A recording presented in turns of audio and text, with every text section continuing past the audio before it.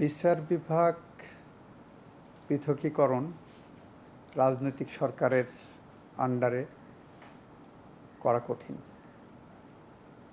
দুইটা কারণে। রাজনৈতিক সরকার মনে করেন যে আমাকে বিচার বিভাগ নিয়ন্ত্রণ করতে হবে।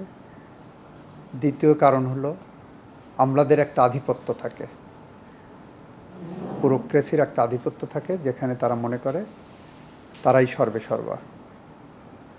কিন্তু বিচার বিভাগের সাথে তারা যে কম্পিটিশনটা করে, এই কম্পিটিশনটা আনফেয়ার। কেন আনফেয়ার? আপনার ইন্ডিয়ান সুপ্রিম কোর্টের একটা জাজমেন্ট আছে, সেই জাজমেন্টটাকে ফলো করেছেন আবার আমাদের অল ইন্ডিয়ান জাজেস অ্যাসোসিয়েশন। সেই জাজমেন্টটা আবার ফলো করেছে আমাদের বাংলাদেশে বর্তমান চিফ জাস্টিসের রায়। সেটা হলো রুলস অফ বিজনেসের যে ম্যাটারটা ছিল, সেখানে আর্গুমেন্ট এসছে রাষ্ট্রের প্রজাতন্ত্রের তিনটা অঙ্গ: বিচার বিভাগ, আইন বিভাগ, শাসন বিভাগ। বিচার বিভাগ includes lower judiciary as well. They can be equated with the legislatures, they can be equated with the ministers, not with the bureaucrats. ওই জাজমেন্টে কিন্তু রেশিও আছে এবং রিভিউ পেন্ডিং আছে। অ্যাপেলেট ডিভিশন ওইটা আপনার আপহেল্ড করেছেন অল্প একটু মডিফাই করে। ফলে বিচার বিভাগের কনসেপ্ট যেটা, সেই কনসেপ্টটা আমাদের কালচারে এখনও ধারণ করতে পারেনি। ধারণ করতে না পারার কারণেই একদিকে যেমন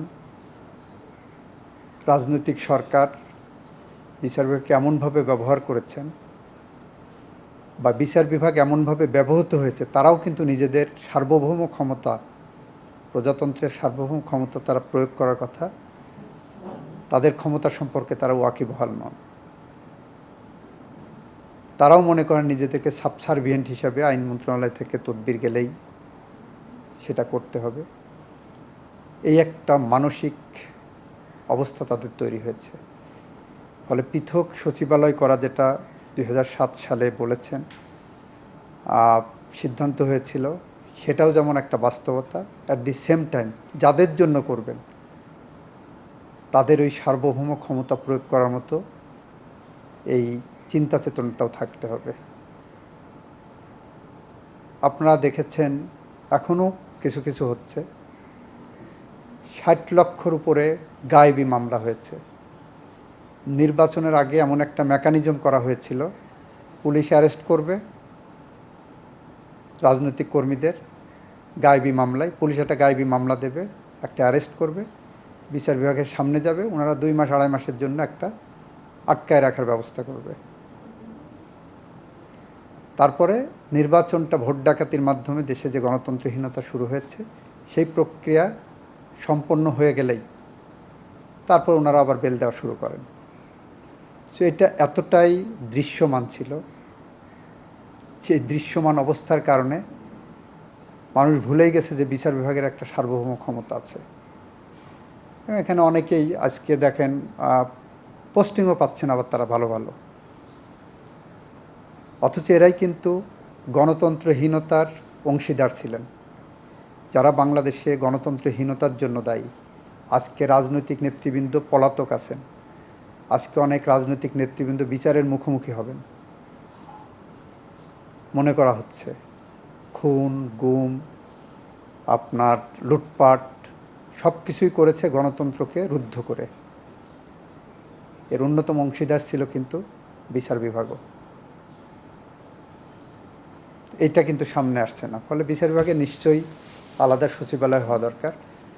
যে কারণে এই সরকার অনুধাবন করেছেন, গতকালকে আপনারা প্রধান উপদেষ্টার বক্তব্য শুনেছেন, উনি বলেছেন বিচার বিভাগের সংস্কার প্রয়োজন।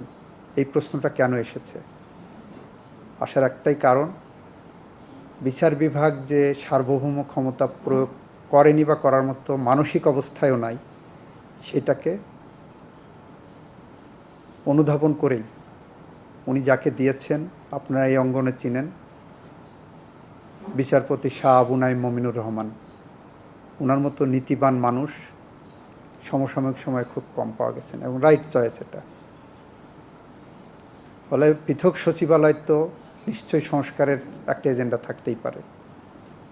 অ্যাট দি সেম টাইম যাদেরকে আপনি সার্বভৌম ক্ষমতা দেবেন, তারা মানুষের অধিকার হরণের জন্য যাতে নিজেরা না ব্যবহৃত হন, সেটাও তাদের লক্ষ্য রাখতে হবে।